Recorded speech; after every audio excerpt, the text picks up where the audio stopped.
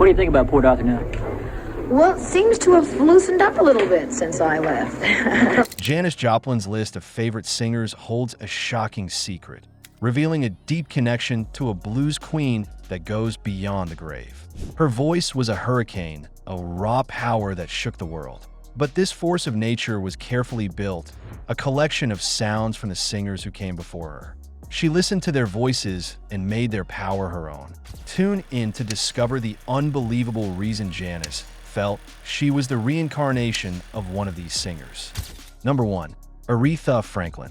Of the singers and the songs, and I'm doing People, Streisand. I'm doing Midnight Train to Georgia, Gladys. Doing I'm Every Woman, Shaka Khan. In the world of 1960s music, one name stood above all others: Aretha Franklin. People didn't just call her the Queen of Soul as a catchy nickname. They called her that because it was the truth. She was more than a pop star. She was a musical giant, a powerful talent whose voice seemed to connect the struggles of earth with the joy of heaven. For Janis Joplin, a singer who was obsessed with finding and singing the most honest, raw feelings, Aretha was a hero. Her talent was so huge and so undeniable that every other singer had to pay attention. Janis never tried to sing exactly like Aretha. She knew that Aretha's smooth, perfect, gospel-trained voice was a completely different instrument from her own. But she respected the Queen of Soul deeply, seeing her as the very best there was at vocal expression. This admiration came from a place of deep musical knowledge. Janis had spent her youth listening to blues and Randy B records, so she could hear where Aretha's amazing power came from. She understood that Aretha's incredible control, the way she could make her voice do anything she wanted, came from a lifetime of singing in her father's church in Detroit. Janis could hear that every powerful note and every soaring vocal run was filled with the holy fire of gospel music. It was a lifetime of training that resulted in a voice that sounded like a gift from God. Janis knew her own voice was something else entirely. Aretha was a master of control and perfection. Every note was perfectly placed, like building a beautiful, strong cathedral of sound. Janis, on the other hand, was an artist of chaos.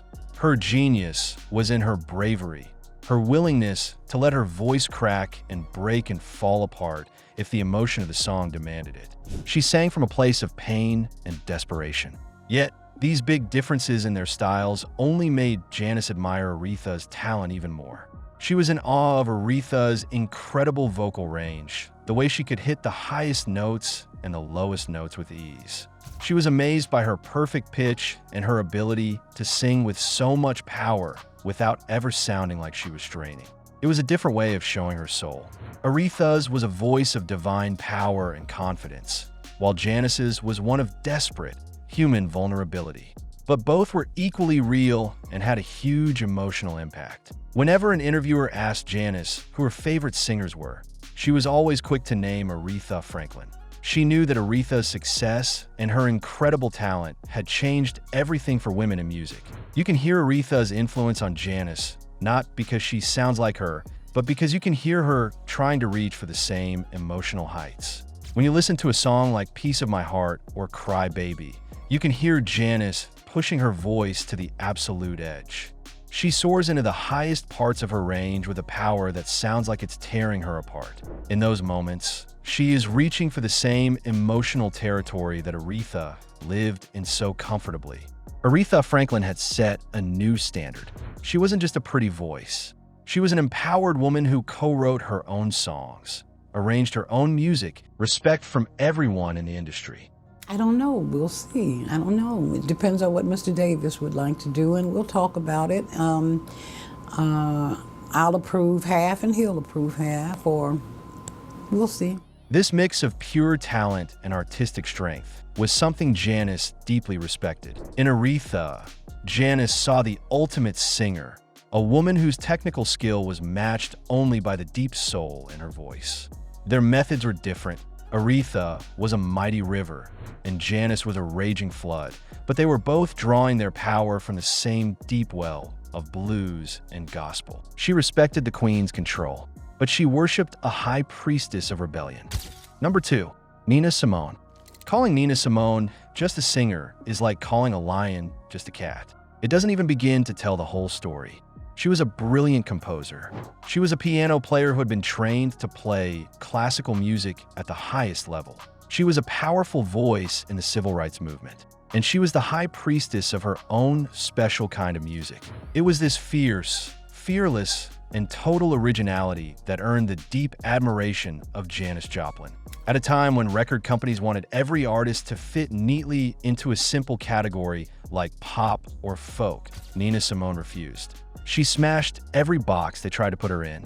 She wove together jazz, blues, folk, gospel, and classical music to create a sound that was completely her own, and often it was a sound that challenged her listeners. For Janis, who had felt like an outsider her whole life and who built her entire artistic career on being different, Nina Simone was a true hero. She was living proof that an artist could be difficult, could be demanding, and could be absolutely brilliant, all on her own terms. Janis loved the pure, raw passion that Nina brought to every single performance. To watch Nina Simone on stage was not a relaxing experience. It was an intense encounter. Her power was legendary. One minute, she could seem cool and distant, looking down on her audience. The next, she could break your heart with a single, vulnerable note. To be so much myself that my audiences and even people who meet me are confronted. They're confronted with what I am, inside and out, as honest as I can be. She never begged for the audience's love. Instead, she demanded their full attention and their respect. This attitude connected deeply with Janis's own ideas about performing. Janis also believed in confronting her audience. She wanted to shake them up, to wake them up, and to force them to feel a real emotion. In Nina, she saw a fellow warrior, another woman who refused to just stand there and be a simple entertainer. They were both channels for a powerful and often painful truth. Nina Simone's music was also deeply political. She wrote songs like Mississippi Goddamn that were furious and powerful protests against racism and injustice in America. This mix of art and activism was a powerful example for Janis and the entire 1960s counterculture movement she was a part of. Nina proved that a song could be more than just a catchy tune. It could be a weapon for change. The vocal connection between the two women is not about the sound of their voices, but about the intense feeling behind them. Nina's voice was a unique instrument. It was deep, almost like a man's at times, and could change from being smooth as silk to rough as stone in an instant. What Janis admired so much was the intention behind that voice. She respected Nina's incredible musicianship, her genius understanding of music theory, and the way she could make a single word feel heavy with a whole world of meaning, sadness, and anger.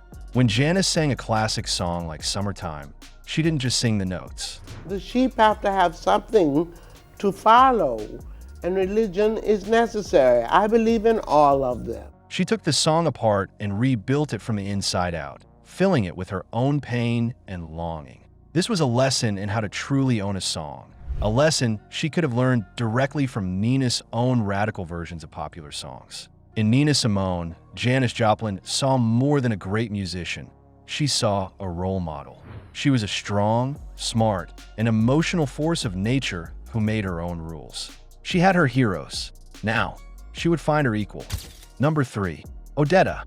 Long before Janis Joplin became the queen of psychedelic rock, she was a young folk singer with a guitar and a dream. In the early 1960s, during the American folk music revival, she was finding her voice in the small coffee houses and clubs of Texas and San Francisco. During this crucial, formative time, her biggest hero was a woman named Odetta Holmes, known to the world simply as Odetta. Odetta was a towering figure in the folk scene, both literally and figuratively. And I loved the music, I loved doing it, but it was in the grammar school that a teacher. She had a powerful, classically trained voice that could fill a room with its richness and depth, and she used it to sing folk songs, blues, and spirituals with an incredible passion. For young Janis, Odetta was everything. In Odetta, Janis saw the amazing storytelling potential that a song could have. Odetta didn't just sing the words, she acted them out with her voice. She understood how to use dynamics, how to go from a soft, gentle whisper to a powerful, soaring roar, all in the space of a single verse. She was a master of phrasing, knowing just when to pause, when to rush forward, and how to emphasize a word to give it the most emotional impact. These were the technical skills that Janis needed to learn. She already had a powerful instrument in her voice, but Odetta showed her how to control it and use it to its full potential. Janis herself was very open about how much she learned from Odetta. In a later interview, after she had become famous, she admitted, "I started singing in a folk club, copying Odetta." This wasn't an exaggeration. A young Janis would sit for hours, listening to Odetta's records, trying to mimic her powerful delivery and her emotional range. She was a dedicated student, and Odetta was her master teacher. From Odetta, Janis learned that a performance was a journey. You had to take the audience with you, building the emotional intensity step by step until you reached a powerful climax. This sense of drama and structure would become a key part of Janis's own legendary live performances. The folk scene was where Janis first cut her teeth as a performer, and the influence of Odetta gave her a solid foundation. While she would later move into the louder and wilder world of rock and roll, she never lost the lesson she learned from her folk hero. The way she could build a song like "Piece of My Heart" from a low, simmering verse to an explosive, screaming chorus was a skill she had first learned by listening to Odetta. Odetta's music was often political and full of a deep sense of history and struggle, which also appealed to Janis's rebellious spirit. Odetta showed her that music could be more than just entertainment. It could be a powerful way to tell the truth about the human experience. Even though their styles would eventually become very different, with Odetta remaining a revered figure in the folk world and Janis becoming a rock and roll icon, the connection between them was undeniable. Odetta provided the blueprint. She was the one who showed a young, aspiring singer from Texas how to command a stage, how to craft a performance, and how to use her voice not just to sing notes, but to tell a powerful and unforgettable story. Odetta gave her the tools of a storyteller, but it was a legendary man with a 12-string guitar who showed her the raw, unfiltered truth of the blues. Number 4, Tina Turner. Odetta was the powerful, graceful queen who showed Janis that her voice could be a giant force. Tina Turner was the wild, unstoppable warrior who showed her how to set that force free on a stage. There's a famous story that shows this influence perfectly. In the mid-1960s, before she was a big star, Janis went to a club to see Ike and Tina Turner perform. She sat in the audience, watching and learning, and saw a show of pure, raw energy that would change how she thought about performing forever. What she saw wasn't just a woman singing songs. She saw a human lightning bolt, a storm of movement, sweat, and untamed power. Tina, with her backup singers, the Ikettes, dancing in perfect sync behind her, was a master of performance. She would start a song with a low, simmering growl, her body tight like a coiled spring. Then, she would explode into a wild dance, her voice roaring, leaving the audience completely stunned and breathless. It was unlike anything Janis had ever seen. Janis was completely captivated, totally in awe of what she was witnessing. In Tina, she saw a performer who gave every single thing she had to the audience. She held nothing back. Every ounce of her physical strength and her emotional energy was left on that stage. This was completely different from the folk singers Janis knew, who often just stood still while they sang. Tina didn't just sing her songs, she lived them. She acted out the struggle, the pain, and the joy of the music with her entire body. Her performance was like a sport. It was intense, a little dangerous, and incredibly exciting. For Janis, who was already full of a messy, chaotic energy that she didn't know how to control, watching Tina was like finding the instruction manual she had been searching for. She finally understood. The stage wasn't a place to just stand and sing. It was a place to stomp, to scream, to cry, to sweat, to beg, and to completely let go. She learned from Tina that a woman on stage could be aggressive and powerful. She could be the one in charge, grabbing the audience's attention and not letting it go for a second. This wasn't just about copying dance moves.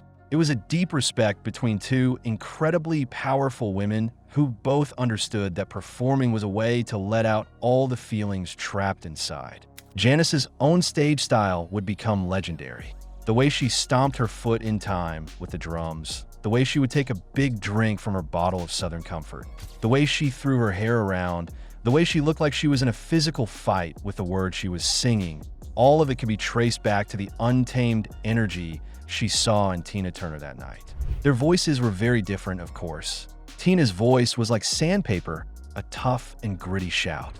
Janis's voice was a raw, bluesy roar that could crack and shatter into a million pieces from pure emotion. But it's not magic.